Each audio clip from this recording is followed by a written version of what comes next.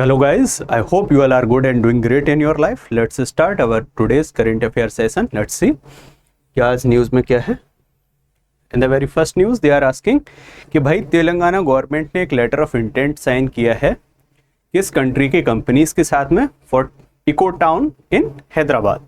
Eco town क्या होता है? इको फ्रेंडली तुम लोगों ने सुना होगा. विद रेस्पेक्ट टू इन्वायरमेंट अगर तुम कोई भी चीज़ कर रहे हो, पॉलिसी मेकिंग कर रहे हो, टाउन प्लानिंग कर रहे हो, तो अपन बोल देते हैं इको फ्रेंडली पॉलिसी है या इको फ्रेंडली टाउन प्लानिंग है. On the similar line the concept of eco town came कि भाई तुम सस्टेनेबिलिटी को और इको फ्रेंडली दोनों चीज़ों को ध्यान में रखते हुए अगर टाउन प्लानिंग कर रहे हो तो that is known as eco town. ठीक है, तो जापानीज कंपनीज के साथ में किया गया है. Various companies are there. P9 LLC है, एक्स रिसर्च इंस्टीट्यूट है, ये सारी जापानीज कंपनी हैं. ठीक है, collaboration has a bunch of Japanese companies like X Research Institute हो गया, P9 LLC हो गया, निप्पो हो गया, etc. ठीक. In the very next question they are asking about Laureus World Sportsman of the Year Award 2025 किसको मिला है? तो मिला है अर्मेंड गोस्तेव को. ठीक है, अब इससे रिलेटेड सबसे इम्पोर्टेंट चीज़ जो है वो ये है कि तुमसे ये भी डायरेक्ट पूछ लेंगे कि भाई अर्मेंड गोस्तेव जो हैं उनको और किस नाम से जानते हैं. ठीक है, ऑल्सो नोन एज मोंडो डुप्लेंट्स. ठीक है, स्वीडन से हैं, पोल वॉल्टर हैं. ये भी पूछा जा सकता है किस गेम से रिलेटेड हैं. ठीक है, तो पोल वॉल्टर हैं ये. वहीं पर सबसे इंपॉर्टेंट न्यूज़ ये बन जाती है इस बार कि सेरेना विलियम्स जो कि यूएस के टेनिस प्लेयर थी, उनके रिकॉर्ड को इक्वलाइज कर दिया है किसने? सैमन बेलीज ने. कैसे कर दिया? ऑलरेडी इनके पास 3 बार ये रिकॉर्ड था. ठीक है, 3 बार ये अवार्ड मिल चुका था. चौथी बार 2024 में भी इनको ये अवार्ड मिला है. सो दैट इस तरीके से ये फिर इक्वलाइज हो गया है किसका रिकॉर्ड? सेरेना विलियम्स का. ठीक है, और इस बार ये कौन सा था? 25 था. कहाँ हुआ? स्पेन में. ठीक है, मैड्रिड स्पेन में, मैड्रिड स्पेन. अगले क्वेश्चन की तरफ बढ़ते हैं. हाईलाइट किया है उसने, इनकरेक्ट पूछ रहा है. ठीक है, कि इस पूरे स्टेटमेंट जो दिए गए हैं, विजडन एडिटर है. ठीक है, जो प्लेयर का लिस्ट निकालते हैं हर साल. ठीक है, और उस प्लेयर लिस्ट में वो बताते हैं कि कौन से मेनली क्रिकेट से रिलेटेड रहेगा ये. तो जो स्टेटमेंट है इनमें पूछ रहा है कि इनकरेक्ट कौन सा है. ठीक है, निकोलस पूरन को T20 प्लेयर मिला है, बिल्कुल सही. रोहित शर्मा की जगह यहाँ पे जसप्रीत बुमराह होना चाहिए और स्मृति मांधाना बिल्कुल सही है. ठीक है, तो ये स्टेटमेंट गलत हो गया. ठीक है, फिर बर्ट और ऑस्ट्रेलियन कैप्टन जो पैट कमिंस हैं उनको 2024 के लिए मिला है बेस्ट क्रिकेटर. ठीक है, तो वो भी सही बात है. तो इसमें इनकरेक्ट कौन सा होगा? ओनली 2. ठीक है, अब इससे रिलेटेड देख लेते हैं. इंडियन में पूछा जाएगा तो अगर कॉम्बिनेशन आएगा तो जसप्रीत बुमराह और स्मृति मांधाना ठीक होगा.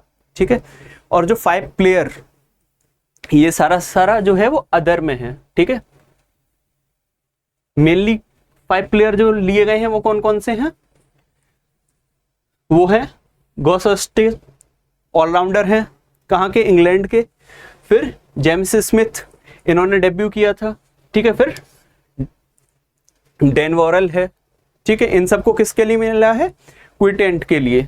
ठीक, उसके बाद में हेमस्प्रेन है, लेम डॉर्सन और सोफी एलिस्टन. कहाँ के? England women left arm spinner हैं. ठीक है, तो टोटल इन 5 प्लेयरों को ये 5 Wisden cricketers of the year का नेम नॉमिनेट किया गया है. ठीक है, निकोलस पूरन T20 के लीडिंग क्रिकेटर रहे हैं, स्मृति मांधाना वुमेन में और लीडिंग मैन में जसप्रीत बुमराह. मिचेल सेंटनर को विजडन ट्रॉफी 2024 मिली है. तो ये भी एक इम्पोर्टेंट फैक्ट है जो कि पूछा जा सकता है कि विजडन ट्रॉफी जो है 24 का वो किसको मिला है. ठीक है,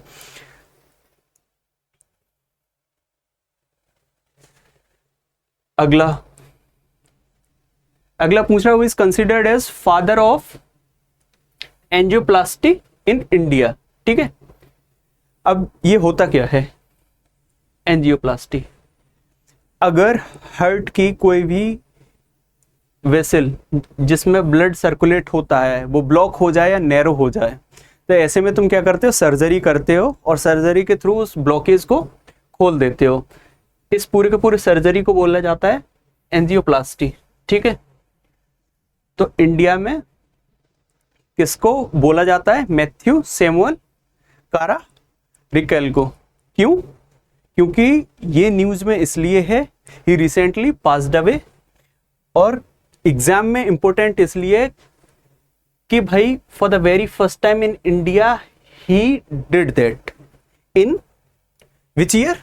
इन 1986। India's first angioplasty he performed in 1986। तो या तो तुमसे ईयर पूछ सकते हैं या पूछ सकते हैं कि किसने किया।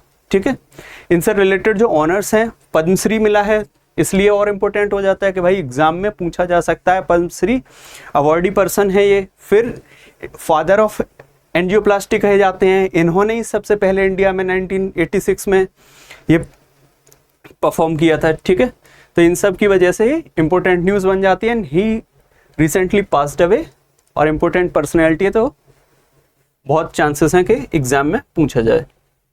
ठीक है, अगले क्वेश्चन की तरफ बढ़ते हैं। भाई ऑथर पूछ रहा है किसका? The chief minister and the spy. ठीक है, सीधे से है अमरजीत सिंह दौलत, ये फॉर्मर रॉ चीफ रह चुके हैं। ठीक है, और इस पूरी बुक में जो भी इन्होंने रिटन है, ठीक है, जो भी इन्होंने लिखा है उसमें इन्होंने फारूक अब्दुल्ला जो जम्मू कश्मीर के सीएम थे उस टाइम जब ये वहाँ पर एक्टिव थे एज अ एजेंट, तो वो रिलेशन के बारे में इन्होंने पूरा डायनेमी लिखी हुई है। मल्टीपल तरीकों से बताया कि किस तरह से प्रॉब्लमेटिक चीज़ें रही थी उस टाइम पे, किस तरह से हैंडल की गई सिचुएशन को। ठीक है, आईबी में भी ये डायरेक्टर रह चुके हैं, फॉर्मर तो मैंने बता ही दिया, रॉ चीफ हैं। ठीक है,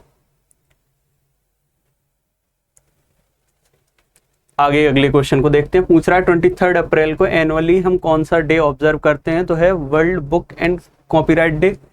इंपॉर्टेंट इसलिए क्योंकि यूनेस्को का है, 1995 में यूनेस्को ने इसको इंट्रोड्यूस किया, उसके बाद से चल रहा है। और इससे रिलेटेड एक फैक्ट जो इंपॉर्टेंट है वो ये है कि हर साल ये कैपिटल भी अनाउंस करते हैं, इस बार रियो को किए हैं। ठीक है, हर साल every year as part of celebration for world book and copyright day, अब world book capital is selected by UNESCO and this year Rio de Janeiro को ये लोग जो ब्राजील में है उसको सेलेक्ट किए हैं। ठीक है, और 2001 में पहला कौन सा था? मैड्रिड था, स्पेन का। ठीक है, आगे देखते हैं। टाटा सन्स प्राइवेट लिमिटेड है wholly owned subsidiary of Augustus energy storage solution private limited.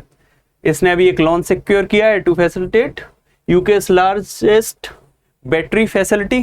तो वो लोन कितना पूछ रहा है? $990.79 मिलियन। ठीक है,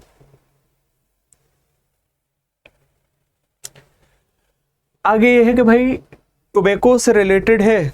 पहले क्या होता था, हर साल तुमको वो लाइसेंसिंग कराना पड़ता था, रजिस्ट्रेशन कराना पड़ता था, अब उसका टाइम बढ़ा दिए। तो पूछ रहा है कि कितने साल कर दिए हैं। ठीक है, कितने साल बढ़ा दिए होगा तो माइनस करना होगा। इसमें क्वेश्चन पूछ रहा है कि कितना साल कर दिए हैं, तो वो 3 ईयर्स है।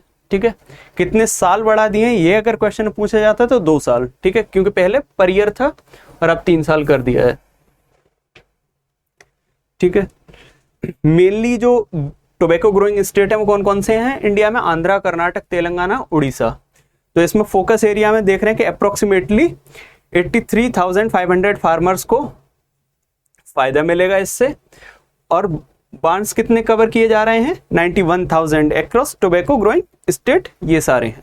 ठीक है, अब जब इंट्रोड्यूस तुम कोई चीज करते हो और एग्जाम को टफ बनाना होता है एग्जामिनर को, तो वो क्या करता है, ये देख लेगा कि इंट्रोडक्शन अगर किसी चीज में हो रहा है या चेंज अगर तुम कर रही है गवर्नमेंट, तो वो किस क्लॉज को तोड़ के कर रही है, किस क्लॉज को हटा के कर रही है। तो इसमें इंपॉर्टेंट क्या है, सब रूल 5, 6 एंड 7 ऑफ रूल 33 है, जिसको चेंज करके इस टाइम पीरियड को बढ़ाया गया है, अलॉन्ग विथ सब rule of 2, 3 of rule 34N। ठीक है, ये टोबैको बोर्ड रूल्स 1976 के लिए हैं। ठीक है, जिनमें चेंज करके 1 ईयर से 3 ईयर किया गया है। अगले क्वेश्चन पूछ रहा है, गारिया एंड बोर्शो बोरोन उत्सव जो है अप्रैल 2025 में किस स्टेट में सेलिब्रेट किया गया। और याद रखने की चीज ये है, पहली बार इंट्रोड्यूस भी किया जा रहा है। ठीक है, तो ये इसके त्रिपुरा में कर रहे हैं। ठीक है, for the very first time Tripura chief minister Manik Saha inaugurated this festival at Swami Vivekananda Maidan, Agartala, Tripura. ठीक है, थैंक यू वेरी मच। आज के करंट अफेयर के सेशन में बहुत से इंपॉर्टेंट उन क्वेश्चंस को कवर किया जो एग्जाम में पूछने की बहुत ज़्यादा प्रोबेबिलिटी है। लास्ट का जो क्वेश्चन है वो पहली बार कोई उत्सव मना रहे हैं, वो भी नॉर्थ ईस्ट के रीजन में, तो डेफिनेटली पूछा जा सकता है, क्योंकि एग्जाम में बहुत बार क्वेश्चन रिपीट होते जाते हैं और एग्जामिनर भी बनाने से फिर कतराता है। ठीक है, तो उत्सव जुड़ गया है तो डेफिनेटली पूछा जाएगा। उसके बाद में इंपॉर्टेंट टोबैको वाला था, तो या तो तुमसे सब क्लॉज पूछ लेंगे 33 के 5, 6, 7 और 2, 3 ऑफ 34N, और या फिर पूछ लेगा कि टोबैको बोर्ड जो है वो रूल कब आया था 1976 में। तो या तो तुमसे ईयर पूछ लेगा या सब क्लॉजेस पूछ लेगा कि किन किन में चेंज किया है, क्योंकि 1 से 3 तो नॉर्मली सबको पता होगा, लेकिन एग्जाम को जब टफ बनाना होता है और वो चेंज लाना होता है कि भाई सारे बच्चों के सही ना हो, नॉर्मलाइजेशन वगैरह की बहुत ज़्यादा दिक्कत रहती है एग्जाम, 1 डे एग्जाम्स में, तो उन चीज़ों को कंट्रोल करने के लिए एग्जाम को टफ बना देते हैं। तो जो अटेम्प्ट करेगा अगर गलत किया तो फिर नॉर्मलाइजेशन से हट जाएगा, और जिनका सही हो गया है, जिसने अटेम्प्ट नहीं किया है उसको छोड़ दिया है, उसको बेनिफिट मिल जाएगा। तो इस तरह से हमने इंपॉर्टेंट क्वेश्चंस कवर करे। आप इसी तरह से हमारे साथ इन करंट अफेयर सेशंस में बने रहिए to enhance your marks in your exams. All the very best, stay happy and healthy. Thank you very much for today's current affairs session.